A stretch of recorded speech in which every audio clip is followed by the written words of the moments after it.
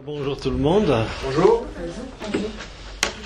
Oui, pour vous présenter rapidement, je suis Père Denis Le Pivin, né en 59, prêtre en 89 à la Fraternité Saint-Pierre à l'époque, que j'ai quitté en 2007. J'étais incardiné à Avignon et j'ai fait 8 ans pas loin de chez lui, au nord Bénin, à la frontière du Burkina et du Bénin, à Natitengu, dans la Takora, une belle région de montagne, où j'ai eu à fonder une paroisse.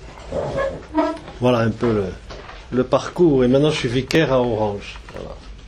Avant de repartir, j'ai eu le feu vert de l'archevêque et la demande de l'archevêque de Parakou au Bénin pour ouvrir un grand séminaire. Le problème qu'ont les Africains est inverse de notre problème à nous. Nous, on a des bâtiments. On ne sait pas que mettre dedans. Eux, ils ont des vocations, ils n'ont pas de bâtiment. Ainsi est fait le monde. Alors, on m'a demandé de parler un peu de la liturgie à partir de Vatican II. Vatican II, c'est le premier concile qui parle de liturgie. Peut-être parce que quand on parle d'une chose, c'est que les choses ne sont plus bien vécues. Quand c'est naturel, on n'en parle pas. C'est quand il y a des problèmes qu'on en parle. Donc il y a eu un document entier qui est le Sacrosanctum Concilium, qui est le premier document qui a été voté, et je dois dire sans grande difficulté. Je crois qu'il y a eu 4 abstentions pour 2000. Si j'ai dû marquer les chiffres, je ne sais plus. Bon, donc enfin il a été largement reçu. Et il faut dire que ce document vient comme au terme d'un long mouvement. Il n'est pas sorti d'un seul coup. L'Esprit Saint souffle, oui c'est vrai, mais il souffle à travers les moyens humains. Et il y a eu un mouvement liturgique qui remonte au XIXe siècle, et en particulier pour nous Français, l'abbaye de Solesmes, donc Guéranger, qui a voulu mieux intégrer l'assemblée des fidèles à une action qui était, il est vrai, trop exclusivement réservée aux clercs, donner à la liturgie une dimension plus écologique, plus ecclésiologique. Parmi les grandes étapes de ce mouvement, parce que si je les ressors, c'est parce que souvent on oppose. Le français est très dialecticien. Il aime diviser plutôt que d'unir. Un des grands papes réformateurs au niveau liturgique, c'est le pape Saint Pie X. Le pape Saint Pie X qui a réformé le bréviaire. On ne se rend pas compte de ce qu'est cette réforme, qui a été une certaine rupture, puisque le bréviaire des prêtres était calqué sur le bréviaire monastique. Alors, pour des prêtres du XIIe siècle qui avaient peut-être 200 fidèles, ça allait. Et pour un pasteur du XXe siècle, c'était un peu lourd. Et comme Saint Pie X était un pape qui avait été curé, ce qui est rare, il avait été vicaire, il avait été curé, il a fait toutes les étapes. Il savait quel était le poids, il a réformé le bréviaire. Ça a été la première grande réforme liturgique. Autre réforme...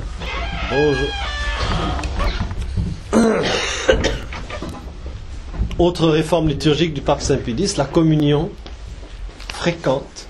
On sortait du jansénisme, qu'on puisse communier tous les jours, c'était quelque chose d'inouï à l'époque. Et c'est lui qui a libéré ça, et de même qui a abaissé l'âge de la communion à l'âge de raison, 7 ans. Et ça a été aussi une réforme qui n'a pas été reçue si facilement. Et dernière grande réforme de ce pape, entrée... Non. Il n'y a pas de quoi. C'est la réforme du chant liturgique. En rétablissant le chant grégorien et surtout en ne voulant plus il y avait des messes-concerts, vous savez, des orchestres, et puis il y avait le prêtre qui disait sa messe, et l'orchestre qui jouait. Et voilà. Après ça, vous avez une autre réforme, c'est celle de Pie XII. Pie XII, la réforme de la Semaine Sainte. Je pense que les plus anciens se souviennent encore qu'on célébrait le samedi saint le matin. Voilà. Et la grande encyclique Mediator Dei, qui a été en fait, et c'est la cause à mon avis pour laquelle c'est un débat qui a été facile à Vatican II, c'est que ça a été préparé par cette grande encyclique Mediator Dei. Et il y a eu Vatican II, dont on va relire quelques lignes.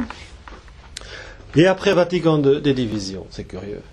Des divisions sur ce sujet, des compréhensions diverses sur la liturgie. Et je crois qu'il est bon aujourd'hui de reprendre le texte, de le lire comme une pierre dans l'histoire de l'Église. Une pierre qui s'ajoute à l'édifice. Ce n'est pas un nouvel édifice, c'est une nouvelle pierre dans le mur, sans rupture avec le passé. C'est vrai que si l'on rejette soit l'ancien, soit le nouveau, on installe, et c'est ça qui pour moi est très important, j'ai vécu en Afrique, loin de tous ces problèmes franco-français. On ne peut pas dire que l'Église s'est trompée depuis Vatican II, comme disent certains, que la réforme liturgique, il la rejette et tout. On ne peut pas dire non plus que tout est nouveau depuis Vatican II et qu'avant c'était mauvais. Il faut se réapproprier une histoire qui est un développement comme un corps organique depuis l'embryon jusqu'au vieillard. Entre le vieillard et le nouveau-né, c'est difficile quelquefois de retrouver la même personne, et c'est pourtant la même personne. Eh bien, c'est pareil dans l'Église. On ne peut pas rejeter soit l'ancien, soit le nouveau, sans installer, et c'est ça qui est le plus grave, une suspicion sur le sujet Église lui-même, qui aurait donné à ses enfants, soit autrefois, soit aujourd'hui, des fruits empoisonnés. Alors après Vatican II, on a eu la révision de tous les livres liturgiques depuis 1969, parce que jusqu'en 1969, on célébrait l'ancienne forme liturgique, y compris au Concile Vatican II, et qu'on célébrait, parce que certains disent qu'on ne peut pas qu'on célébrer dans l'ancienne forme, mais ils l'ont fait. Et puis, en 2007, ce qui a été mal compris par un certain nombre de personnes, l'Église a réouvert la possibilité de célébrer, non pas exclusivement, bien sûr, l'ancienne forme, comme une richesse liturgique qui aurait quelque chose à dire, et non pas comme une opposition. Et je pense qu'il faut relire ce que dit le pape Benoît XVI à cette époque-là. Et c'est important pour nous, qui avons eu des parents, des grands-parents, qui ont vécu leur foi profondément dans l'ancienne forme. Les deux formes d'usage peuvent s'enrichir réciproquement. Il n'y a pas de contradiction entre le missel romain d'autrefois ou d'aujourd'hui. L'histoire de la liturgie est faite de croissance et de progrès, jamais de rupture. Et il est bon pour nous, après toute réforme, il est toujours bon de regarder et de voir s'il n'y a pas des richesses qui pourraient être conservées et qui ont grandi dans la foi et dans la prière de l'Église. Alors je voudrais d'abord, je ferai quelques points, j'essaierai de ne pas être trop long, je ne sais pas combien de temps on a le droit. Une heure, oui. Après il y a des questions. Donc je suivrai un peu le plan de la Constitution. D'abord une petite réflexion de fond sur ce qu'est la liturgie. Ensuite, un des points les plus importants, qu'est-ce que la participation et qui vous concerne. Puis rapidement quelques normes générales. Et je voudrais parler enfin pour la mystagogie et après des questions pratiques. Voilà, en gros. Le premier point, c'est une réflexion de fond. Qu'est-ce que la liturgie? Qu'est-ce que le service liturgique? Parce que c'est de la manière dont on conçoit la liturgie que dépend notre manière de la célébrer. Et en conséquence de vivre notre foi chrétienne. Et s'il est un point qui est fortement affirmé par le Concile, c'est que l'Église et sa liturgie sont d'ordre sacramentel. Vous allez me dire, ça paraît une évidence, mais qui dit sacrement? Au sens large, pas au sens du sept sacrements, la liturgie est d'ordre sacramentel, comme l'Église, qui est le sacrement primordial. Vous savez que c'est la Constitution Lumen Gentium qui l'a affirmé. Cela veut dire que c'est une dimension de l'ordre du signe, qui cache une réalité, ou qui montre une réalité plutôt, qui est cachée. D'ordre sacramentel, elle est à l'image du Christ, divino-humaine, cette liturgie, visible et invisible. C'est ce que nous dit le deuxième point. Comme l'Église qui est à la fois humaine et divine, visible et riche de réalités invisibles. Et plus que cela, ce qui est visible dans l'Église est ordonné à ce qui est invisible. Comme ce qui relève de l'action est ordonné à la contemplation. On verra le Seigneur. Et ce qui est présent est ordonné à la cité future que nous recherchons. Donc, ce premier point est très important. La liturgie ne s'achève pas dans la communauté visible qui se rassemble chaque jour. Il faut atteindre, sinon on manque le but, la communauté invisible qui est trinitaire. Et on va voir que, et c'est le point suivant, cette liturgie que nous célébrons quotidiennement, eh bien continue, c'est Sacrosanctum Concilium numéro 7, l'action du Christ, l'œuvre salvifique du Christ, et en particulier son mystère pascal, qui est tout à la fois, on le dit dans l'anamnèse, passion, enfin mort, résurrection, ascension et retour du Christ. Le mystérieux, il est grand, le mystère de la foi. Il en découle, si c'est l'œuvre du Christ, qui a dans la liturgie une orientation fondamentalement trinitaire. Tout vient du Père par le Fils dans l'Esprit, et tout remonte dans l'Esprit par le Fils vers le Père. Et je crois qu'on perd parfois l'habitude. La liturgie est sur différents niveaux. Le prêtre ne s'adresse pas toujours aux fidèles. Le prêtre, il est l'intermédiaire, il n'est pas toujours président, il est aussi ministre. Ça, on l'oublie un peu. Et les choses viennent d'en haut et remontent. Et le prêtre, au nom de l'assemblée, dans la prière eucharistique, rentre. Pour moi, c'est toujours un mystère qui m'effraie pas, mais qui me pose en tous les cas de vraies questions. Quand nous rentrons dans ce dialogue entre le Fils et le Père, la prière eucharistique en particulier. Et tout le peuple fidèle n'est pas absent de ce dialogue. Le prêtre est à la tête du peuple fidèle et fait monter et rentre dans ce dialogue. Et ça, c'est quelque chose de fondamental. L'orientation finale, c'est le Père. Le Père de qui tout vient et vers qui tout retourne. Comme l'Église, qui est peuple de Dieu, tire son unité, on a parfois oublié. Le Concile Vatican II n'est pas d'abord un concile ecclésiologique, c'est d'abord un concile qui rappelle la dimension trinitaire de la vie, et de l'Église en particulier. Et en même temps, cette dimension trinitaire, qui nous tourne vers le Père, a nécessairement une dimension eschatologique, c'est-à-dire on est tourné vers le retour du Christ, vers l'achèvement de tout en Dieu, l'anticipation de la cité future.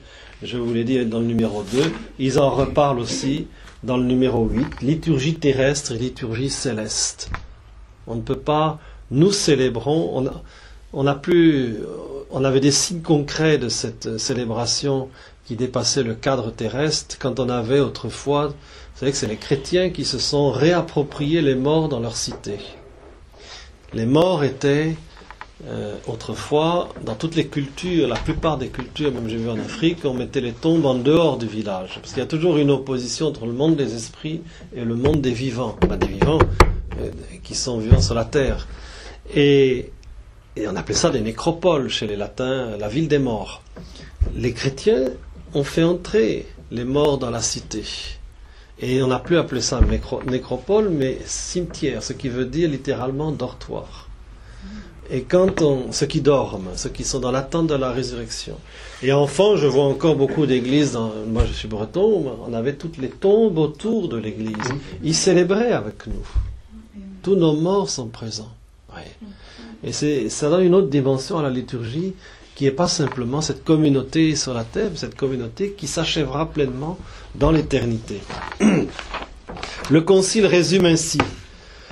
La liturgie est considérée comme l'exercice, c'est le numéro 7, de la fonction sacerdotale de Jésus-Christ. Exercice dans lequel la sanctification de l'homme est signifiée par des signes sensibles et réalisée de manière propre à chacun d'eux, prêtre, laïc, etc., et dans lequel le culte public intégral est exercé par tout le corps mystique de Jésus-Christ, pas simplement les prêtres, c'est-à-dire par le chef et par les membres. Il ressort de là, et je conclurai sur ce point, que la liturgie a une dimension profondément christologique et ministérielle, c'est-à-dire que le Christ est celui qui est venu d'en haut et qui nous ramène en haut. Il est l'intermédiaire, il est le ministre du Père. Qu'il y a aussi une subordination de l'élément visible à l'élément invisible. Je crois qu'il faut parfois retrouver cela, en particulier dans la réforme liturgique, et rappeler l'importance du silence, qu'il n'est pas toujours... Et aussi cette dimension universelle de tout le corps. C'est pas simplement vous à Notre-Dame de Lourdes, etc. Et c'est pourquoi c'est toujours célébré en union avec le pape, avec l'évêque, et puis aussi on rappelle les défunts, etc. On est donc loin d'une liturgie qui se limiterait à être l'action d'une communauté particulière. D'où l'importance, même s'il est évident qu'on ne célèbre pas de la même manière en Bretagne et en Provence déjà, il y avait des différences.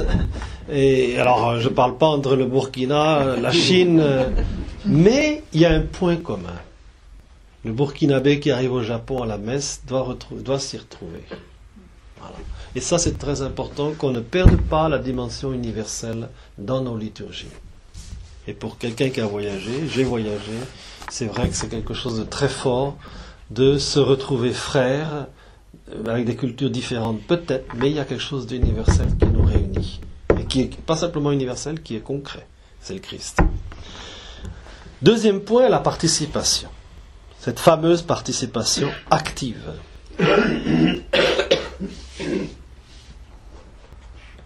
Vous savez aussi qu'on doit à Saint Pédis cette expression. C'est lui le premier qui l'en... Je répète ça parce que vous connaissez certainement la fraternité Saint-Pédis et autres, et nous devons nous réapproprier ce grand pape qui a été un réformateur. C'est dans le motu proprio de 1903, tout début, c'est ça, une de ses premières actions sur le chant liturgique, Tra le sollecitudini, c'est en italien, dans lequel il parle de participation active des fidèles, en ce sens que les fidèles ne sont pas des spectateurs muets, mais des acteurs. Nous sommes tous acteurs à la liturgie, alors que si vous allez assister à un concert, vous êtes spectateur ou auditeur. Et là, il y a quelque chose de radicalement différent.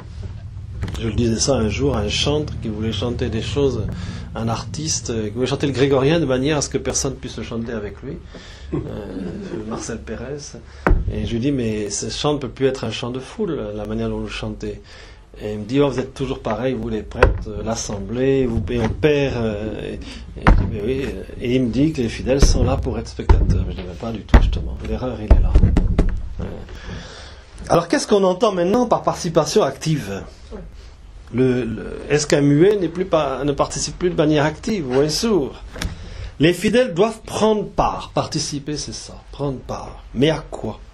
Si on a bien compris ce que je viens de vous dire, que le visible est ordonné à l'invisible, eh bien la participation extérieure est au service de la participation intérieure du cœur. Que ce soit la voix, les gestes, etc. Il découle de là, comme de la nature de l'homme, nous sommes corps et esprit, qu'il y a deux aspects du service liturgique. Vous savez, on a souvent critiqué les rites comme étant le rituel, c'est la coquille, et une coquille vide, c'est vrai, ça ne nourrit pas. Coquille de noix qui est vide. Moi, je réponds à cela, je n'ai pas vu non plus de noix sans coquille. Il faut les deux. Et il faut ordonner l'un avec l'autre. Et une fois de plus, ne pas opposer, mais unir. L'extériorité, c'est la coquille. Nous sommes corps. Notre corps aussi doit prier. Il fait partie de notre être. Et je crois fermement à la résurrection de la chair. Nous ne sommes pas des manichéens. Le corps est notre être. Eh bien, cette extériorité s'exprimera par une ritualité au service de l'expression du mystère caché. Le Concile parle des gestes, des positions, des attitudes, etc. On a beaucoup critiqué la ritualité qui, effectivement, si elle n'est pas... Pour moi, elle est comme l'écrin qui porte un diamant. On peut mettre différents écrins, d'ailleurs c'est pour ça qu'il y a plus de 20, je crois que c'est 26 rites liturgiques dans l'Église, si on compte les orientaux, etc. Parce que l'écran qui est porté par l'écrin, c'est le mystère de l'Eucharistie qui est inépuisable. Aucun écrin ne pourra le mettre en valeur de manière parfaite. Tous les rites révèlent les multiples facettes d'un mystère qu'on n'aura jamais épuisé totalement.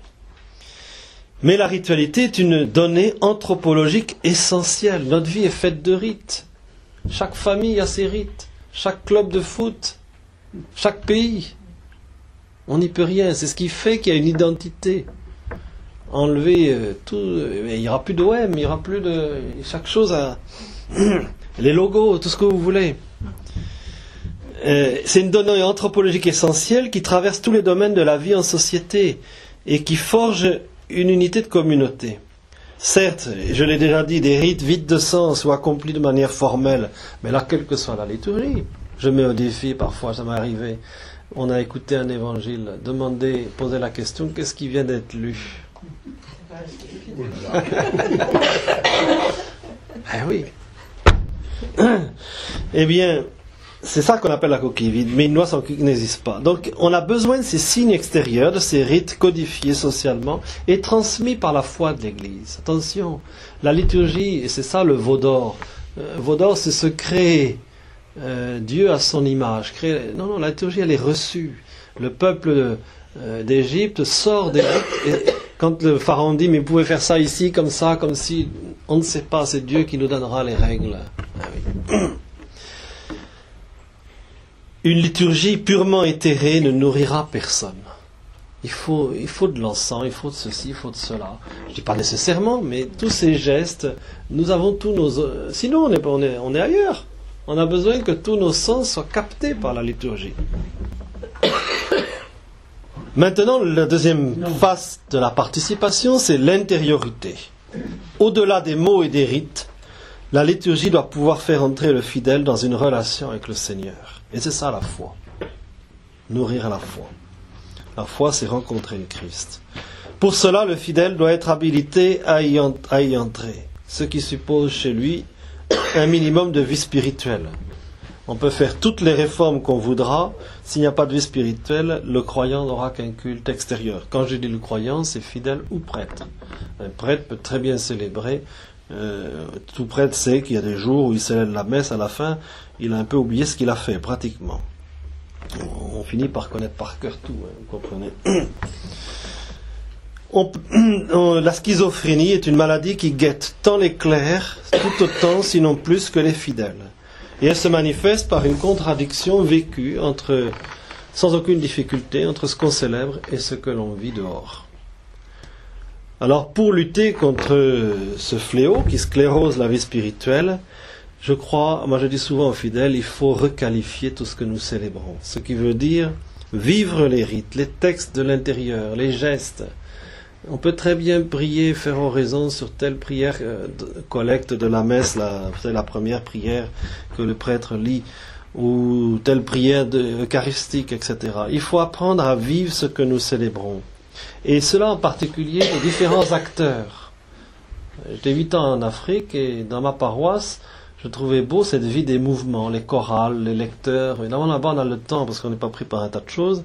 Mais chaque mouvement avait sa réunion, en général, le samedi après-midi. Eh bien, par exemple, le lecteur, il lisait les lectures, il composait la prière universelle, il réfléchissait dessus. C'était pas simplement, le lecteur, c'était pas simplement lire, c'est déjà s'approprier les lectures et les chorales, pareil. Il lisait les lectures pour savoir quel chant choisir, etc. Pour ne pas s'arrêter à un accomplissement extérieur, fût-il exact, de notre fonction. Alors pour cela, évidemment, il faut une écologie de la vie. Il ne peut pas y avoir d'intériorisation s'il n'y a pas de vie intérieure. Alors, je crois que c'est Bernanos qui disait que la société moderne est une vaste conspiration contre toute vie intérieure. Parce qu'on fait tout pour que vous ayez toujours du bruit dans les oreilles. Même dehors, maintenant, c'est possible, à tout instant. Eh bien, il faut savoir, je ne dis pas que le progrès est une bonne chose, mais il faut savoir l'utiliser et garder cette intériorité, et imposer à nos sens une certaine mesure. Il faut une cohérence entre ce que nous célébrons chaque jour ou chaque dimanche et notre manière de vie quotidienne. C'est ce que dit le numéro 11. Nécessité des dispositions personnelles. Ah oui. Il faut que ceux qui accèdent à la liturgie viennent avec les dispositions d'une âme droite, qu'ils harmonisent leur âme avec leur voix. Voilà, c'est un peu tout ce que je viens de vous dire. Et il ne faut pas oublier non plus, Sacrosanctum Concilium numéro 30, par la participation active, on favorisera les acclamations du peuple, les réponses, le chant des psaumes, les antiennes, les cantiques, les actions, les gestes, les attitudes corporelles. On observera aussi en son temps un silence sacré. Le silence fait partie de la participation. Ça, c'est très difficile à obtenir parfois. Je crois qu'il y a un silence... Moi, je ne supporte pas quand le chant continue alors qu'on a déjà fini. Le chant doit accompagner la procession de communion. Et après, un silence. Si on veut mettre un fond musical, mais on peut essayer de s'en passer aussi. De même, après l'homélie, un petit temps de silence ne gâche rien. Ou parfois, je le fais de temps en temps, un offertoire en semaine. L'offrande peut être offerte en silence aussi. Sinon, on se fatigue des mots. Je donne petit 2 nota bene. Oui, c'est ce que je vous ai dit tout à l'heure. Oui. Le rite exprime un mystère qu'il n'épuise pas. C'est un moyen, une route pour y entrer. Et c'est pourquoi, nous, on est habitués chez les latins à avoir une seule forme liturgique. Quoi qu'il y avait autrefois, l'ambrosien, il y avait aussi la toilette, là, les Mozarabes, etc., les dominicains, le rite lyonnais, pas si loin de nous, etc. Et, bon, bien sûr, la vie moderne, avec tous ces voyages et déplacements, exige une certaine unité, c'est clair. Mais il ne faudrait pas qu'on perde cette richesse qui se complétait. On a parfois voulu trop uniformiser. Et en ce sens, moi je pense qu'on en reparlera tout à l'heure, mais la forme ancienne qui est rétablie ponctuellement de manière extraordinaire, ça veut dire c'est pas qu'elle est extraordinaire, ça veut dire qu'elle est célébrée, il y a l'ordinaire et puis l'extraordinaire. Eh bien, un peu comme en Orient, vous voyez, en Orient, vous avez 2 liturgies. Je crois que c'est Saint Basile qui est la liturgie la plus longue, on ne peut pas la célébrer ni tous les jours, ni même tous les dimanches. Et vous avez Saint Jean Chrysostome. Mais de temps en temps, il y a la liturgie de Saint Basile. Et bien, je crois que ce n'est pas inutile, justement, de se replonger dans autre chose qui nous dit encore autre chose, qui n'est pas contradictoire. Deuxième nota bene, on ne mesure pas la qualité d'une célébration à l'émotion extérieure qu'elle suscite. Si c'est une grande fête, belle fête, etc., l'aspect festif. N'ayons pas la hantise du succès apparent. Je disais souvent en Afrique où on craignait les sectes parce que ils attirent. Moi j'étais frappé. Effectivement, on avait des chrétiens qui allaient dans les sectes, mais chaque année, je réhabilitais des gens des sectes qui venaient au contraire chez nous dans le catholicisme. Qu'est-ce qu'ils venaient trouver? Ils étaient fatigués du bruit. Ils venaient trouver l'intériorité. Et nous avons une chose que nulle autre confession, même chrétienne, n'a, c'est la présence réelle. Le Christ, qui est là, réellement présent. Alors là, il n'y a plus besoin de vacarme. Hein. C'est comme à Noël, la crèche de Noël, là, le Christ à Bethléem, il y avait le chant des anges. Hein. C'est pas venu avec un grand cérémonial. Et je crois que nous devons garder, tout le cérémonial qui se déploie n'est que l'écrin qui enveloppe et qui doit mettre en valeur cette présence cachée et silencieuse de Jésus-Christ parmi nous.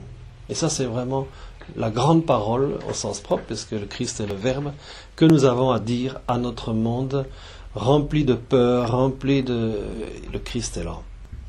Et la valeur du chant et de l'action liturgique se mesure non pas à la satisfaction sentimentale des fidèles, mais à leur capacité à les conduire vers cette présence et entrer en communion avec le Christ. Et une messe avec pauvreté de moyens, célébrée au fin fond d'un village perdu où il peut y avoir beaucoup plus de profondeur qu'une grand-messe. Vous avez pensé, ce qui n'est rien contre la grand-messe, mais à condition qu'on mette les choses dans l'ordre. Un petit point encore sur les ministères, cette participation. La participation est variée. Il y a le prêtre, il y a les chantres, il y a les servants. Chaque ministère a son rôle. Et à la suite du pape Saint Pie X, déjà, qui avait rappelé que les chantres remplissent un véritable office liturgique, le Concile a élargi les fonctions liturgiques, les acolytes, les lecteurs, etc. Et même les ministres extraordinaires de la Sainte Communion, mais qui sont extraordinaires, c'est-à-dire c'est d'abord le prêtre et le diacre. Mais tout cela doit faire l'objet d'une préparation et d'une formation, parce que sinon on détourne. Il n'y a rien de plus insupportable qu'un lecteur qui bafouille une lecture. Il fatigue tout le monde.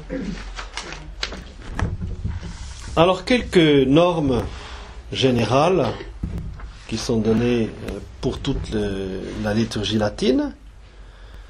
Donc c'est après avoir rappelé ces fondamentaux sur la participation, sur ce qu'est la liturgie, le Concile donne quelques normes générales. Eh bien, si la liturgie dépasse largement le cadre de la communauté présente, ici à Notre-Dame de Lourdes, ou moi à Orange, mais il est clair que la liturgie n'est pas laissée à la libre créativité des participants, qu'ils soient clercs ou laïcs. Et le numéro 22 définit très clairement le gouvernement de la liturgie dépend de l'autorité de l'Église. Alors avec évidemment toutes les nuances hiérarchiques qui se doivent. Il est certain que vous n'avez pas demandé au pape savoir quel chant d'offertoire vous allez chanter dimanche. Maintenant il y a des règles. Vous n'avez pas chanté un chant à la Sainte Vierge pendant l'offertoire ou un chant d'offertoire à la fin de la messe. Voilà. Je pense on est capable de comprendre. Mais ce qui est important, c'est de savoir que nous vivons dans un régime de révélation. La liturgie vient d'en haut, l'esprit de la liturgie. Le culte, ça c'est un livre, L'esprit de la liturgie du cardinal Ratzinger. Le culte doit être rendu, la liturgie tire sa mesure et son ordonnance de Dieu même et de sa révélation. Et c'est toute l'histoire du veau d'or. Sinon, on arrive à avoir une liturgie qui devient à notre propre mesure. Il y aura la liturgie des pécheurs, la liturgie des boulangers, la liturgie de ceci, de ça. Ce qui ne veut pas dire qu'on ne peut pas célébrer à l'occasion aussi la vie des hommes, mais qui est toujours cette dimension de transcendance et d'universalité. Sinon, on arrive à une autocélébration humaine qui est une sécularisation de la liturgie. Et le cardinal Ratzinger n'était pas pape à l'époque, parle justement de ce veau d'or où Dieu était trop lointain pour eux, invisible, lointain, mystérieux, et donc ils l'ont fait descendre dans le tangible, à leur mesure. Un tel culte, j'aime beaucoup cette phrase, ne sert plus à élever l'homme vers Dieu, mais à abaisser celui-ci au niveau de l'humain, à rendre Dieu accessible à n'importe où, n'importe quand. En apparence, l'homme adore Dieu, en réalité, il le manipule et il se place au-dessus de lui. Et je trouve que c'est très fort, ça. Même des trucs très, très simples. Quelle lecture on va choisir dimanche? Mais celles qui sont là. Et c'est ce que l'Esprit nous dit par rapport à telle circonstance présente. Je crois qu'on n'a pas toujours à composer. Ensuite, la liturgie doit évoluer. Elle a toujours évolué au cours de l'Église, mais le Concile nous le rappelle au numéro 23 et au numéro 50 de manière organique, sans rupture. Le Concile a aussi demandé, numéro 24 et 35, une plus grande place à la Bible, ce qui a été réalisé par le lectionnaire, qui est une grande richesse, effectivement. Et insiste aussi, numéro 26 et 27, sur l'aspect communautaire, ecclésial. Il faudra toujours valoriser la liturgie paroissiale. Ça, moi, je suis convaincu. La paroisse est un élément permanent de l'Église. Elle est vaille que vaille, elle a ses faiblesses, elle est soutenue, enrichie par les mouvements, mais il n'y a pas d'église sans paroisse. Vous savez, il y a eu la période où on croyait que dans les années 50 avec l'action catholique qui explosait, qu'il n'y aurait plus de paroisse demain. Aujourd'hui, avec les nouveaux mouvements, on croit qu'il n'y aura plus de paroisse demain. Il n'y a plus l'action catholique a beaucoup baissé, la paroisse est toujours là. La paroisse, je dirais, c'est la médecine générale. Avant d'aller partout, il faut d'abord quelque chose de... C'est ce qui est général, le généralisme. Comment? Avant d'aller voir les bien sûr. Un point aussi, la mystagogie. Un grand mot, un gros mot peut-être, mais mystagogie, c'est ce qui parle du mystère. Nous, Français, depuis Descartes, avec ses idées claires et distinctes, on a voulu que tout soit clair et distinct, y compris Dieu, qu'on a mis dans nos instruments de mesure. Les Allemands n'ont pas mieux, ils ont eu Kant, avec leur rationalisme, etc. Et or, la liturgie n'est pas affaire de la seule rationalité. Le symbole, il n'y a pas que la parole. Moi, quelquefois, en liturgie, on est fatigué de la parole. Le symbole est nécessaire dans cette mystérieuse rencontre entre le divin et l'humain. En effet, le mystère révélé ne peut pas être exprimé seulement par des mots. La raison est impuissante à l'exprimer totalement. Le repas eucharistique n'est pas un repas comme les autres. Le symbole, comme le langage parabolique, au sens des paraboles, maintenant c'est difficile en catéchisme de parler des paraboles. Je me demandais un jour, qu'est-ce que c'est qu'une parabole? Mais c'est ce qu'on met sur le toit. Eh bien, le symbole a le mérite d'indiquer le mystère sans le définir, sans le rationaliser, sans le profaner. C'est pourquoi tout ce qui aide au symbole, l'encens, les linges sacrés, les vêtements liturgiques, les couleurs, la cloche, les cierges, etc., forment un langage symbolique qui ouvre la porte au mystère sacré. Moi, je remercierai jamais assez. Étant enfant de chœur, j'étais formé par un vicaire qui avait ce sens de la liturgie et qui nous faisait rentrer dans tous ces détails, et expliquer le sens, etc. Comment? Il y a des prêtres qui nous en font sortir. Eh bien oui, mais... On en a eu. Eh oui, il faut se réapproprier. Et la catéchèse doit utiliser tous ces symboles liturgiques.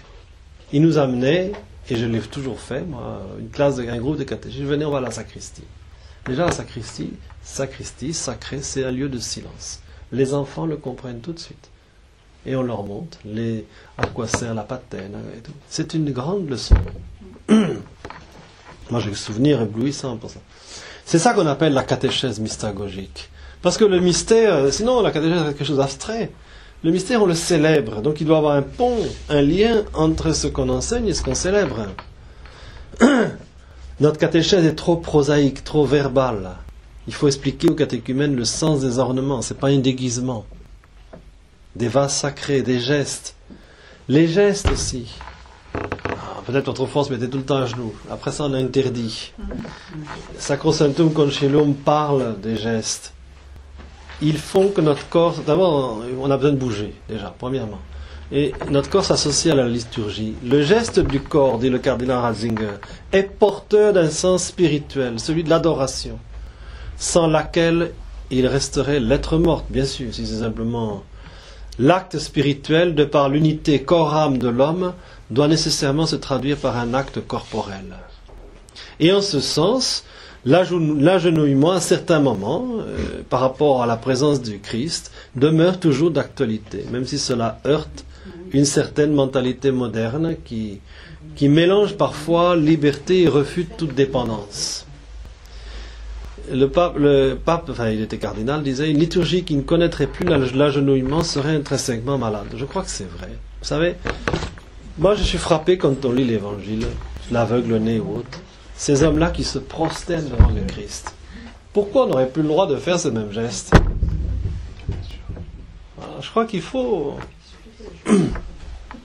Le Christ lui-même s'est mis à genoux, Luc 22, 41, devant son Père. Et pourquoi nous ne le ferions plus? Les apôtres, etc. Moi, je me souviens d'un prêtre une fois qui nous avait prêché et il nous avait dit cette phrase à l'époque, l'homme n'est grand qu'à genoux. C'est-à-dire que par rapport aux animaux qui ne connaissent pas leur créateur, l'homme, le fait de se mettre à genoux, c'est parce qu'il connaît son créateur. Bon, ça ne veut pas dire qu'il faut se mettre à genoux tout le temps. Attention, il y a toujours un équilibre à trouver. Après, je voudrais vous parler d'un sujet qui peut-être peut vous sembler polémique, mais l'orientation. Et oui, l'orientation... Moi, j'ai assisté à la messe privée du pape Jean-Paul II. Eh bien, la messe était célébrée, comme on dit, dos au peuple. Il a toujours célébré comme ça en privé. Paul VI aussi, et je crois Benoît XVI aussi. On oppose face au peuple ou dos au peuple. Moi, je trouve que les deux ont un sens. Et je crois que dès lors qu'on perd un sens, on perd une partie du mystère. Et contrairement à l'opinion courante qui est écrite ici, ça c'est un journal à orange, et qui dit la conséquence la plus visible Vatican II entraîna des changements importants dans les églises. Les autels n'étaient plus adaptés puisque le prêtre devait célébrer face au peuple, ce que le Concile n'a jamais demandé. Les deux sont possibles. La preuve, c'est que si vous regardez la présentation du missel romain de l'an 2000, mais même les précédentes le disaient. Je vous lis simplement le numéro 146. Revenu au milieu de l'autel, après le lavabo, à l'offertoire, le prêtre se tourne alors vers les fidèles. Alors qu'il était dans l'autre sens. Et c'est venu à 3 fois. Moi, je crois qu'il faut voir les deux. Nous devons rétablir la vérité d'abord, que ce n'est pas une obligation. On peut célébrer l'ancienne forme face aux fidèles. C'est ce qui se faisait à Rome, à Saint-Pierre. Comme on peut célébrer la nouvelle, j'aime pas dos au peuple, mais à la tête du peuple, tourné vers le Seigneur qui revient, ou vers la croix. Les deux orientations ont un sens. Il serait désastreux d'en perdre l'un ou l'autre. Il faut savoir que tout l'Orient chrétien, catholique, célèbre encore dans l'autre sens. Il y a Dieu qui partage le pain de la parole et de la table de l'alliance avec son peuple. Et il y a le prêtre aussi qui, tiré du peuple, se tourne vers le Père au nom du peuple. Le prêtre ne tourne pas, il est à la tête, il entraîne, comme la colonne de nuée dans le désert. La célébration tournée vers l'Orient donne à la liturgie une dimension transcendante tournée vers celui qui vient. La célébration tournée vers le peuple manifeste mieux la dimension communautaire de l'Église. Et je crois que les deux se complètent. Et qu'il n'est pas interdit de temps en temps de faire l'autre. Je veux donner un témoignage, parce que l'évêque qui m'a appelé au Bénin voulait qu'il y ait présence de l'ancienne forme, parce que la liturgie, le premier prêtre qui est arrivé dans cette région, c'est en 1941. Et il dit, nous on a besoin de nous raccrocher à nos sources. Et donc il voulait qu'il y ait une église où il y ait cette forme, alors pas du tout à la manière, en France il y avait beaucoup de vernaculaire, et puis on avait pris le lectionnaire et tout, on avait adapté, loin de là. Mais une fois un prêtre a été frappé de me dire que, vous savez, autrefois on disait les prières en bas de l'autel, le prêtre était encore au milieu, il montait pas à l'autel tout de suite. Et il disait son je confesse à Dieu, c'était le confiteor à l'époque. Et les fidèles lui transmettaient le pardon de Dieu, que le Seigneur vous fasse miséricorde, que vous pardonne tous vos péchés, vous conduise à la vie éternelle. Et il dit, mais quand il a vu ça, il dit, mais finalement, cet aspect-là est plus proche de Vatican II, que quand le prêtre est de l'autre côté, il préside et il donne le pardon, mais voyez, là il vient de nous, il est tiré des fidèles, il monte avant de monter. Donc c'est là qu'on voit, évidemment là, en France ça fait toujours polémique, c'est ça le problème. Alors on oppose, moi je crois qu'il faut commencer, et pour moi c'est ça la volonté du pape. Au-delà de réconcilier une portion de l'Église, ce qui est toujours important, c'est de sortir de cette dialectique et de se réapproprier des gestes qui ont été perdus. Je vous donne un autre exemple. Les baptêmes dans l'ancienne forme, on accueille l'enfant ou l'adulte, et il y a un geste profondément biblique, de l'Évangile d'ailleurs, le prêtre souffle sur l'enfant, et dit, sors de cet enfant, esprit impur, et laisse la place à l'Esprit Saint paraclet. Mon vicaire qui était dit à Marie, c'est une ethnie du nord du Bénin, quand il a vu ça la première fois, il me dit, mais c'est extraordinaire, vous savez. Chez nous, dans notre ethnie, quand on apporte un enfant au féticheur pour qu'il donne le nom, c'est lui qui donne le nom, il souffle sur l'enfant. C'est un symbole qui est universel. Je dis, mais quel est le sens de ce symbole dans votre ethnie? C'est tout simplement chasser l'influence du mal pour mettre celle du bien. Donc je crois qu'il faut, évidemment, si les symboles, on ne les comprend plus, il faut se les réapproprier, plutôt que de les supprimer. Et oui. Et c'est pourquoi, vous savez, moi je vois par exemple, on voit un geste qui est revenu, alors qui n'est pas prévu dans la nouvelle liturgie, qui est de l'ancienne, et même avant Pie XII, quand je vois les évêques souvent au rameau, la porte est fermée, avec la croix, ils donnent... Ça, c'est la nouvelle liturgie à supprimer. Ça, même avant d'ailleurs, c'est depuis 1962. Mais c'est très bien qu'on se réapproprie. Il y a un sens, c'est le Christ qui nous ouvre la porte. Je vois si c'est en opposition, forcément. Bon, alors je voulais vous donner un sens, parce que je pense que profondément, si moi qui célèbre, je crois que c'est impossible de célébrer dans un sens ou dans l'autre, eh bien je perds une dimension de la liturgie. Ça, j'en suis convaincu. Alors qu'il faut pouvoir se dire que c'est possible dans les deux sens. Quelques questions pratiques. Là, je vais passer parce que c'est des questions de détail. Latin et vernaculaire. Vous savez, le latin, c'est pas une langue sacrée. Ça a été, et c'est encore, parfois une langue d'unité. au Bénin, dans notre diocèse, il y avait 13 langues d'origine, et dans le Bénin entier, 86 langues. Dans la ville d'Atitengu, il y avait 2 langues qui ne sont pas 2 dialectes d'une même langue, 2 langues qui ne se comprennent pas. Eh bien, quand il y avait des grands rassemblements, il n'y a pas le choix. Kyrie, Sanctus, Agnus, Credo, Gloria. Sinon, on arrivait à des dire pourquoi vous avez chanté en fond, pourquoi vous n'avez pas chanté ceci. Le latin, moi j'ai un des meilleurs souvenirs à Rome. Je suis arrivé le 10 octobre, le jour de la canonisation de Maximilien Kolbe. On était 200 ou 300 000 personnes sur la place Saint-Pierre. Des Polonais, en 83, ils avaient la foi, je peux vous dire. On a chanté d'une seule voix, parce qu'on se parle sur la place Saint-Pierre, une cérémonie qui dure 3 heures. Je ne comprenais pas mon voisin, mais on a chanté ensemble. Ça a aussi un sens. Alors, si vous ne le faites plus dans vos églises, vous ne pourrez plus chanter ensemble. Voilà, même... Il y avoir les jeunes, quand on chante en latin, ils nous regardent les yeux comme ça. Ça dépend, parce qu'il y a des jeunes.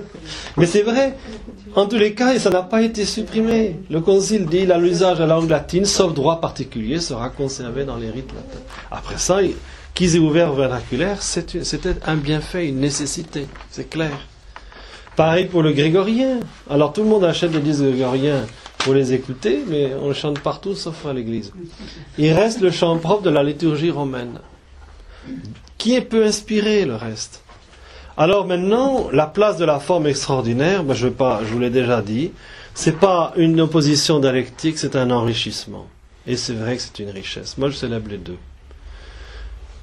Le missel romain, nous dit le pape, promulgué par Paul VI, c'est l'expression ordinaire de la loi de la prière, l'ex orandi de l'Église catholique de rite latin. Le missel romain promulgué par Saint Pie V et réédité par le bienheureux Jean XXIII doit être considéré comme l'expression extraordinaire de la même loi de la prière de l'Église et être honoré en raison de son usage vénérable et antique. Ces 2 expressions n'induisent aucune division.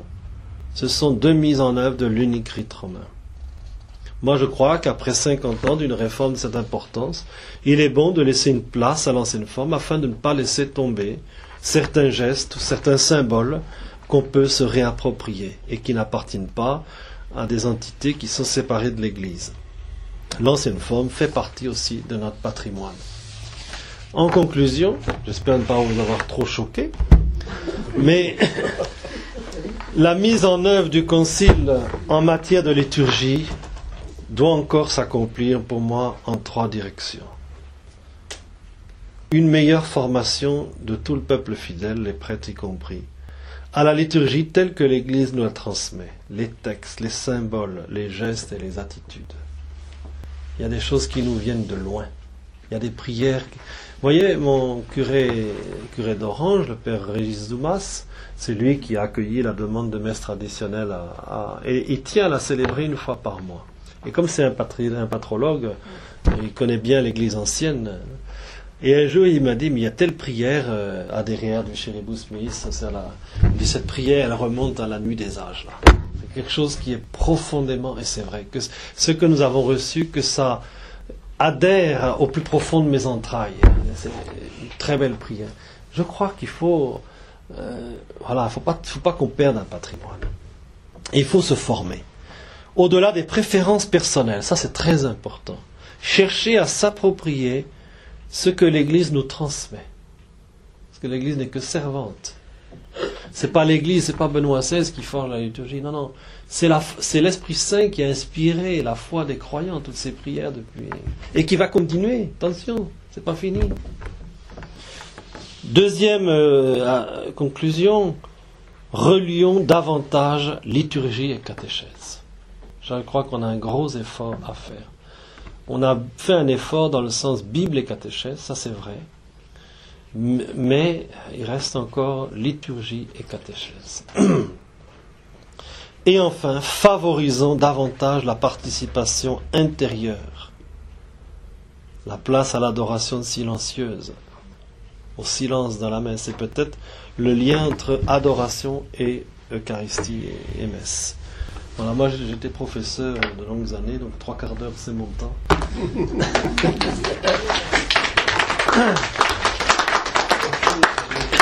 Il y a plein de gens qui veulent poser des questions, je sais. Alors, vous allez lever le doigt à chaque fois, puis après une question, puis chacun posera sa question. Voilà. Je voudrais savoir combien il y a de personnes qui ont fait le latin pour pouvoir par la suite Eh bien, exprimer. Oui, mais. oui, je suis d'accord. Ça, c'est une bonne réponse. Parce qu'à la paroisse, à part les anciens, le latin, on n'apprend plus guère maintenant. Quand on L'école. célébrait, par exemple, Donc, à l'époque, avant l'école obligatoire, la liturgie était en latin, il y avait combien de gens qui étaient analphabètes? Oui. Et pourtant, C'est par cœur, moi, je crois que il y a un problème aussi. Je ne suis pas pour revenir, attention, hein, j'espère que je ne suis pas pour revenir à là, ça. c'est une question, c'est ça. Mais quand j'entends quelqu'un dire il faut qu'on comprenne, je dis moi, attendez, si vous me dites que vous avez tout compris à la messe, c'est que vous n'avez rien compris. Moi, je vois mes fidèles, on faisait des messes en français, ils parlaient même pas le français, certains. Mais je veux dire, il y a une compréhension qui va au-delà du mot. Quand on chante un pater avec une multitude de langues hautes, on sait qu'on chante notre Père, je crois. Alors, là où je suis tout à fait favorable, c'est qu'on a ouvert le vernaculaire pour pouvoir célébrer, atteindre le peuple là où il est dans tous les milieux. Tout à fait d'accord. Maintenant, est-ce que cela veut dire qu'il ne faut plus garder une certaine dimension d'universalité? Je crois que en fait, c'est l'équilibre entre les deux. C'est vrai qu'on ne fait plus beaucoup de latin, mais il ne faut pas non plus se leurrer. Qui faisait du latin dans les années 30? Une élite. Une élite. Qui allait au bac à l'époque? Oui, mais ça, c'était à force de le pratiquer tous les jours, ça pouvait Non. s'entretenir. Mais là, plus personne ne fait plus rien. Attendez, moi, donc nous on avait pris le latin, il y avait une chorale latin, je peux vous dire que dans ma paroisse j'étais surpris. C'était au Bénin, j'entends un jour Donc, le latin est courant, quoi. oui, j'entends un jour ma chorale d'Itamari, alors la moitié ne parlait pas français, même les 2 tiers, et qui commence à me chanter un pater noster, je peux vous dire, impeccable. Sans papier, sans... Mon papa, il chantait le latin. Il n'a pas été à l'école. Ouais, donc. Oh. Donc c'est pour dire que... Hein? Je pense qu'il y a beaucoup de gens à la paroisse, par exemple, ici, que si vous posez la question, il y en a peut-être 10% qui le savent, c'est tout. Ah, aujourd'hui? Ah ben c'est clair, puisque depuis 50 ans, on ne chante plus. Voilà. Ça fait C'est deux que je- Ah mais oui. générations. Mais ça peut se réapprendre.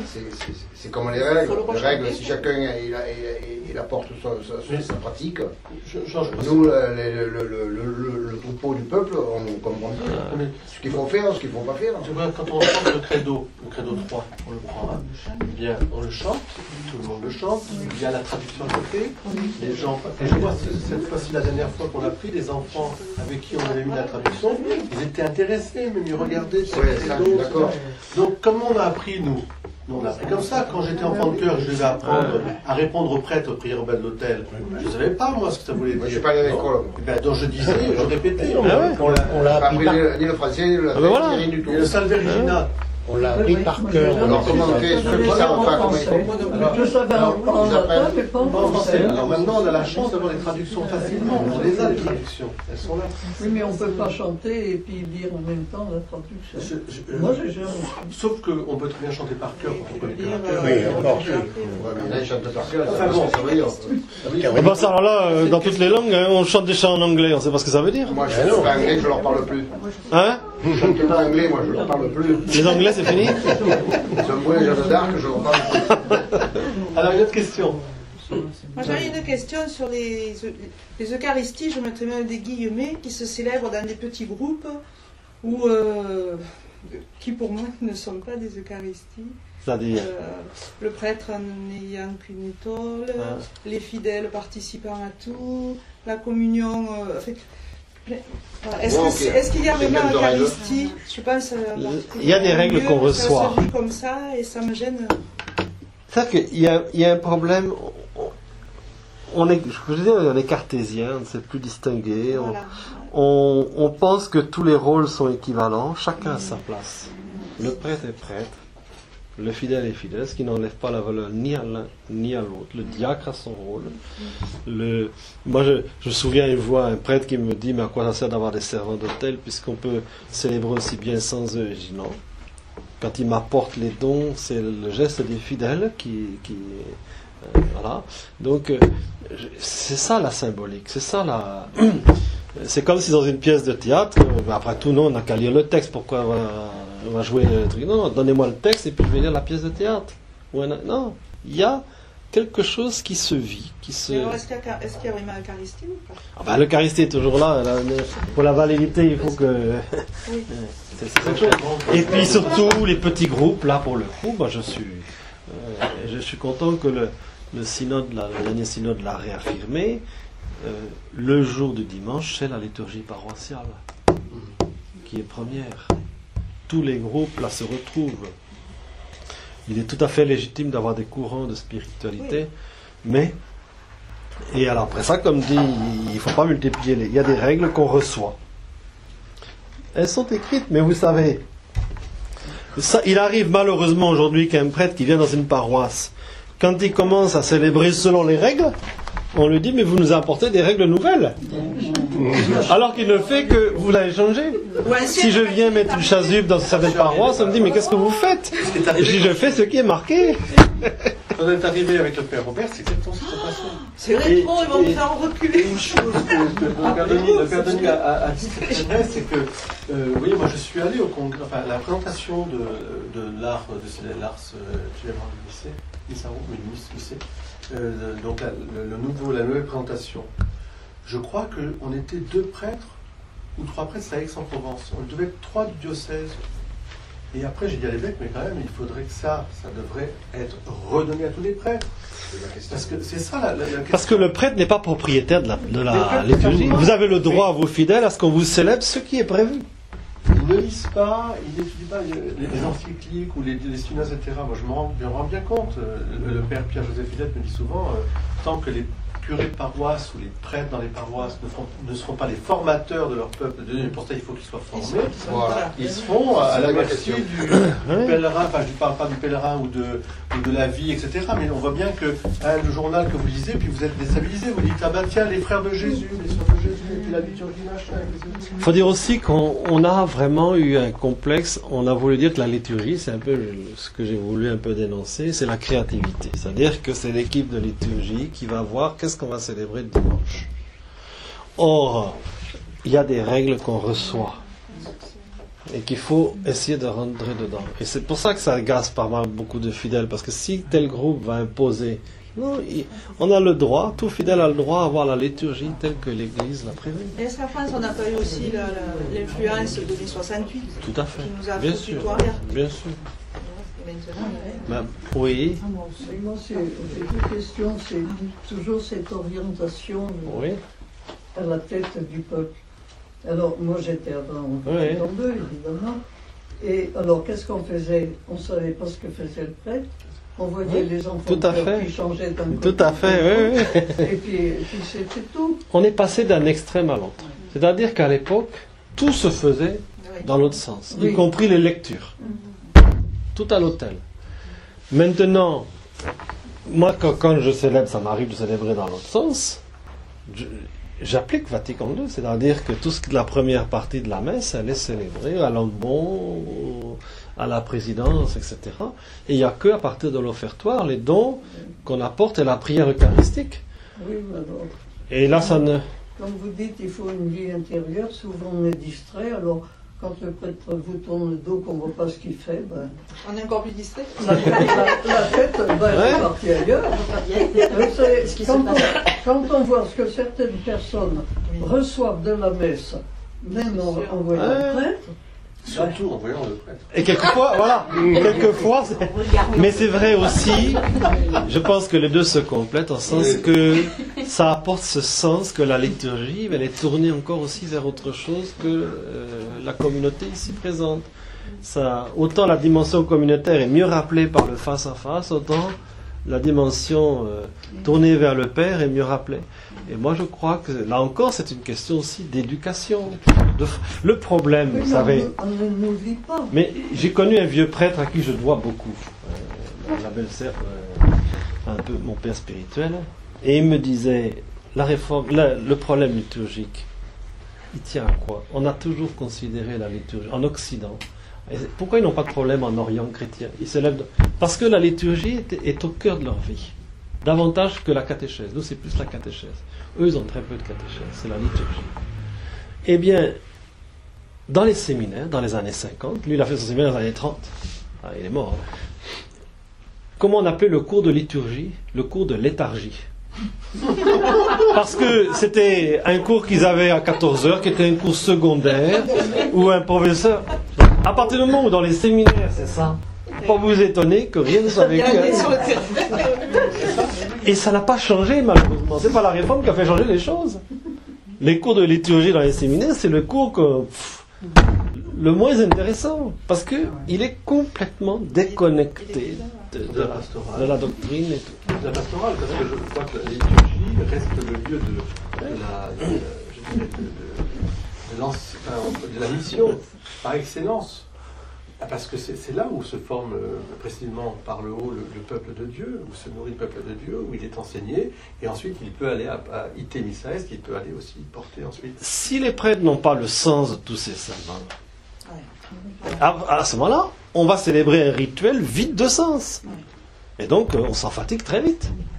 Il est clair que, de temps en temps, il est bon de faire des homélies sur certains gestes. L'encens, qui sait ce que veut dire l'encens dans la culture traditionnelle? C'est pas simplement que ça sent bon.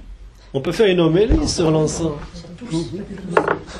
Mais qu'est-ce que vous pensez au cours de nos cérémonies? Moi, je trouve ça très beau, c'est que maintenant, on revoit les baptêmes au cours de nos messes. Oui. Une fois par an, le sacrement des malades. Oui. Moi, je trouve que c'est important parce que avant, on ne voyait plus les baptêmes. Avant que le Père arrive, on ne voyait plus de baptême chez nous. C'était en dehors. Tu les fais dans la messe? Oui. Mais t'en as combien par an? Quelques-uns. Quand même, si ça fait sur Saint-Jean et sur Notre-Dame de Lourdes, on doit être à plus de 50 baptêmes par an. À Orange, il y a plus de 150. Mais c'est ça, on n'est pas la même. Là, c'est plus difficile parce que... 3 familles ou 4 familles, c'est le bazar. Voilà, c'est ça le problème qu'on a. On ne fait jamais plus de un baptême. Oui, mais à 150, tu fais quoi? Non, mais justement, ce que je veux dire par là, une famille. Nous, on peut le faire parce qu'il n'y a pas beaucoup. C'est ce que j'allais dire. Là, ça dépend des paroisses. Il y a des paroisses où vraiment, si on fait ça à Orange, je peux vous dire que là...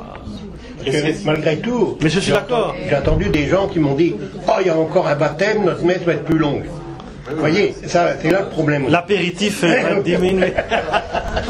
Mais là aussi, il faut prendre le temps de célébrer. Moi, je ne peux pas célébrer une messe du dimanche en 3 quarts d'heure. Pas tellement, d'après ce qu'on a. 1 heure, c'est le temps.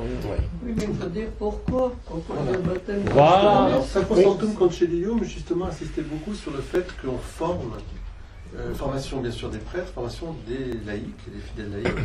Et c'est certainement une des choses qui est à vraiment mettre en place, qui n'a pas vraiment été faite.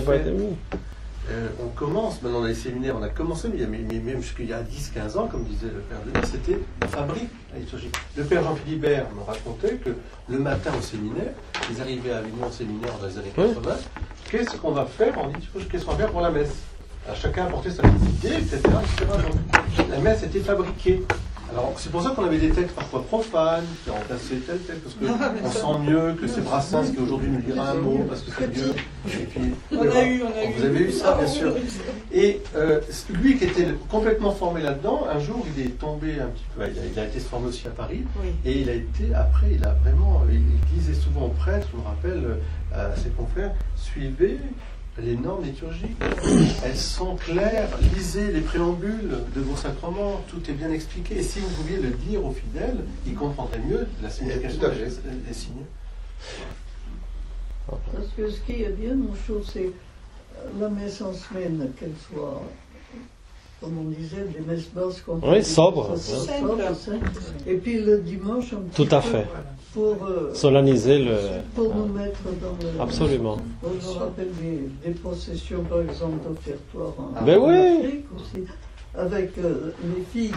C'est pas qu'elles dansaient, mais non, c'est rituel. Et le Père Seigle, par exemple, pour l'émission, il nous avait dit de trouver des produits de tous les pays, un peu, le mettre dans des corbeilles pour apporter à l'offertoire. Et si on pouvait trouver des personnes étrangères qui participent, alors ça faisait quelque chose qui sortait de l'ordinaire. À condition qu'il y ait le pain et le vin au départ, parce que c'est ça le premier offrande. Ça évidemment, mais alors après toute cette procession de produits, de personnes, ça nous mettait dans l'universalité.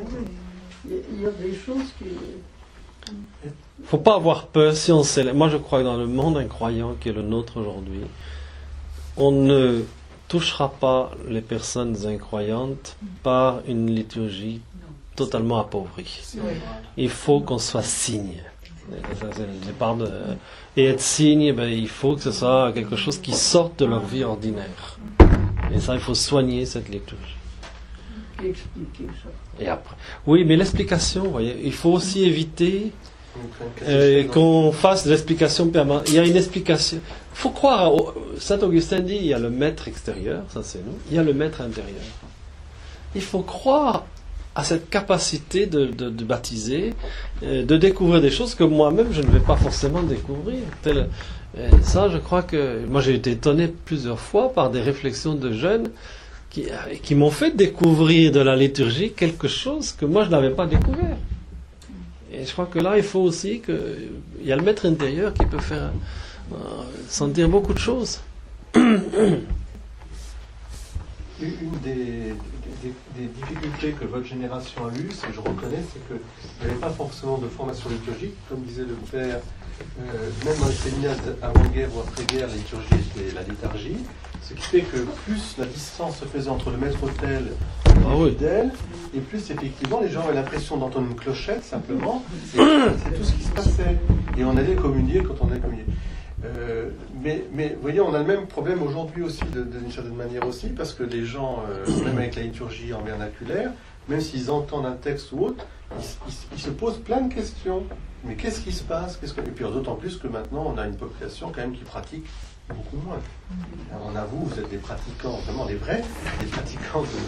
mais quand on dit que maintenant en France, je crois, ils ont dit 3%. Non, mais ils disent que maintenant, il y a 70% des catholiques pratiquants. Et pratiquants, ça veut dire pratiquants une fois par mois. On n'est pas 70%, une fois par mois. Oui. Non, oui. Certainement pas. Mais Je crois sans pratiquer. Oui, c'est ça. Il y a 5% des gens pratiquant une fois par mois. Oui, c'est ça. C'est 5% en France. Mais moi, je sais qu'il y a des prêtres, alors ça, c'est à voir comment ça marche. J'ai un confrère qui fait ça une fois par mois, le dimanche en paroisse. Et il fait tout. C'est-à-dire que les préparations, il ne fait plus les préparations le soir pour les baptêmes, pour les mariages. Tout se fait par atelier, avant la messe de 10h30, donc à 9h, 9h, ouais.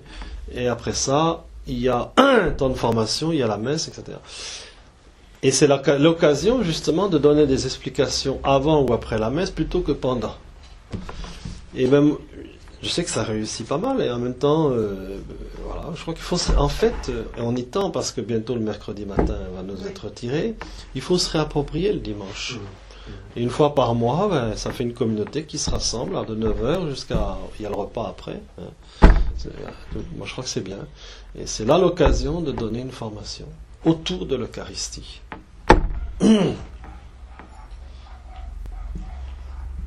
Voilà, autre question avant qu'on achève. Avant qu'on vous achève. Pierre.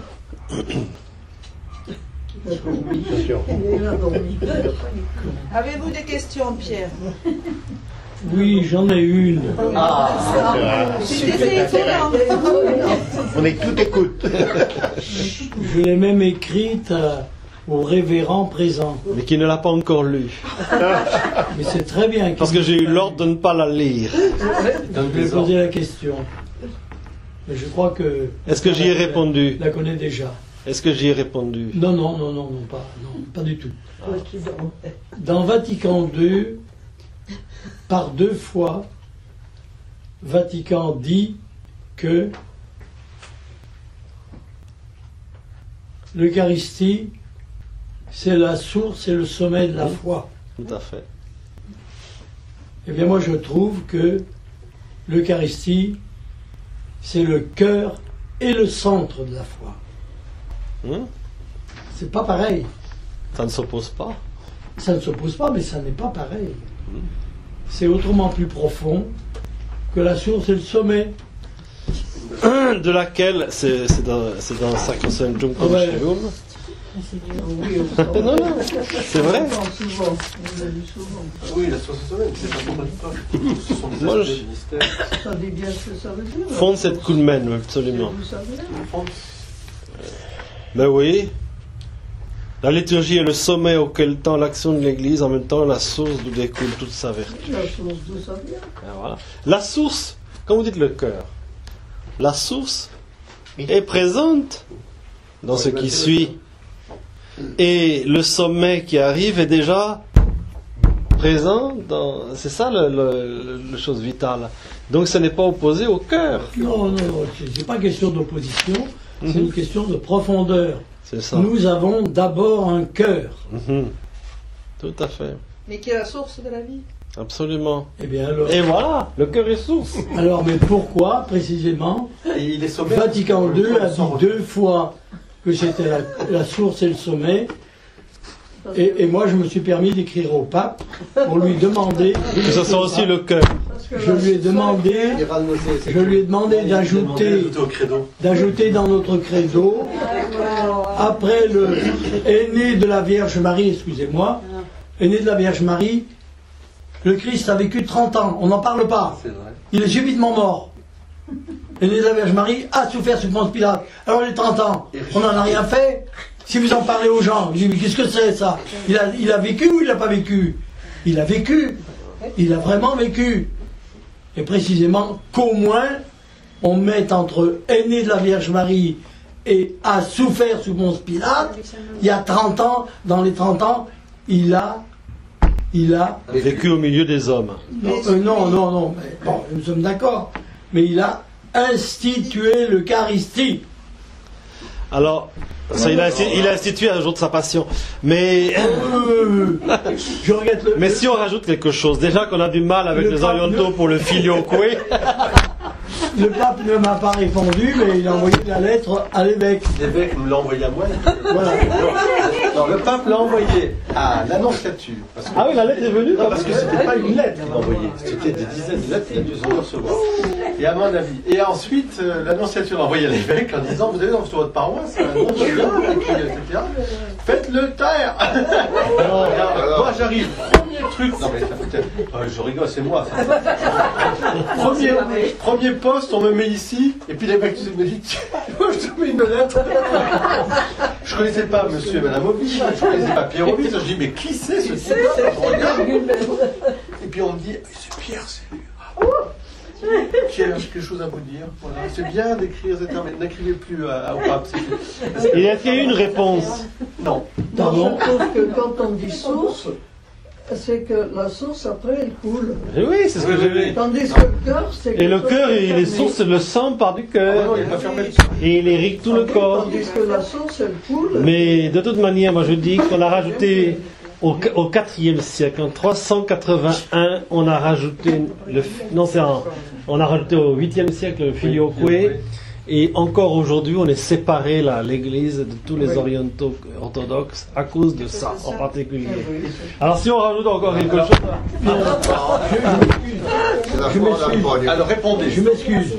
Compte tenu de ce que vous dites, je suis très étonné qu'une femme n'accepte pas que l'on dise l'Eucharistie est le source est le cœur de la foi. Je ne comprends pas. Vous êtes la porte des cœurs, d'abord des cœurs, avant tout. Mais maintenant, on est la source de la vie. Père, il et voilà. Mais nous sommes d'accord. Le père, il est sous la même ligne que la mère. Vous êtes avant. Oui, maintenant c'est parent A et parent B. Alors c'est parents et parents. Il faut que la liturgie soit un lieu de communion. Oui, ça, je crois que cette herméneutique de continuité, La virgule, elle n'est pas droite. cette conception de la communion, c'est très important parce que dans notre esprit français, ça je reviens aussi à ça, c'est que cette dialectique permanente, Ça nous a tués. ça tue parce que en fait, divise. on oppose. Ça divise et puis ça fait perdre certaines valeurs. Opposer, c'est tout à fait légitime, mais pas en opposition de contradiction. C'est-à-dire, c'est pas parce que vous êtes pour le cœur que, étant donné qu'on est pour la foi, on serait moins. Et le foie. Et le poumon. Ça, on peut dire aussi c'est le poumon. Un peu comme pour les charismes. Denis, c'est pour les charismes, je vois souvent. Les charismes, l'Esprit Saint, etc. Alors, je voyais des gens, oui, aujourd'hui, on a redécouvert les charismes, etc. Mais attendez, ça veut dire que donc pendant 20 siècles, on n'avait pas l'Esprit Saint, etc. Enfin, le baptême de l'Esprit Saint aussi, aux enfants, la confirmation. Et on insiste tellement sur un point qu'on ne veut pas en entendre. On oublie le reste. Et puis la hiérarchie est le premier charisme aussi. Et la charité. L'évêque a un charisme, le pape a un charisme. On ne peut pas opposer les deux. Je dis ça parce que si vous vous adressez à un incroyant et que Ben, il comprend bien la source. Si vous adressez à un incroyant et que vous voyez aîné de la Vierge Marie à souffrir sur Ponce Pilate, il n'a rien fait. Et mourir sur la croix pour nous sauver. Il meurt après, etc. Mais il n'a rien fait de pratique pour nous. Il faut dire aussi une chose, c'est que le credo, historiquement parlant, l'Église l'a fermé pour, effectivement, à cause de cette histoire du filioque, on a vu ce que ça a donné, on a simplement changé, ça a été une séparation. Donc chez les orientaux, ils sont très susceptibles, très sensibles à cette question-là. C'est la foi reçue des pères, on ne touche pas. Et d'autre part, il y avait la question aussi des arcanes par rapport au mystère eucharistique, c'est-à-dire qu'on ne livrait pas comme ça l'accès au mystère. Vous savez que même les catéchumènes on les faisait sortir après l'enseignement. Il y avait pourtant cet embauche où il restait. Parce que, et c'est là où la catéchèse catéchuménale n'est pas mauvaise aussi dans ce sens-là, parce qu'elle considère aussi que les gens sont tellement loin du mystère qu'à force de les mettre dans ce mystère, on l'a banalisé, ils ne comprennent plus rien. Non seulement ils ne comprennent rien, mais c'est tellement banalisé que c'est un peu le style quand on donne la communion aux gens et qu'ils vous disent merci. Alors, il faut payer. Et c'est pour ça que pour les sacrements, c'est pas toujours évident de faire venir tout le monde à la messe pour un baptême. Et voilà, c'est ça le problème aussi. C'est parce que des familles qui déjà. Autrefois, le mariage, c'est très curieux. Autrefois, le mariage se célébrait avant la messe, jusqu'aux années 50. Puis, on l'a intégré à la messe. Et maintenant, on a fait sortir la messe du mariage parce que les gens sont plus capables de. Thérèse, Louis et Zélie Martin, vous vous rappelez, ils sont mariés à quelle heure? Vous vous rappelez, vous avez bien écouté? À 7h du matin? Non, à minuit. À minuit. Ils sont mariés à minuit. Derrière la sacristie ou dans la sacristie ou derrière l'hôtel. Derrière l'hôtel. Et pourquoi?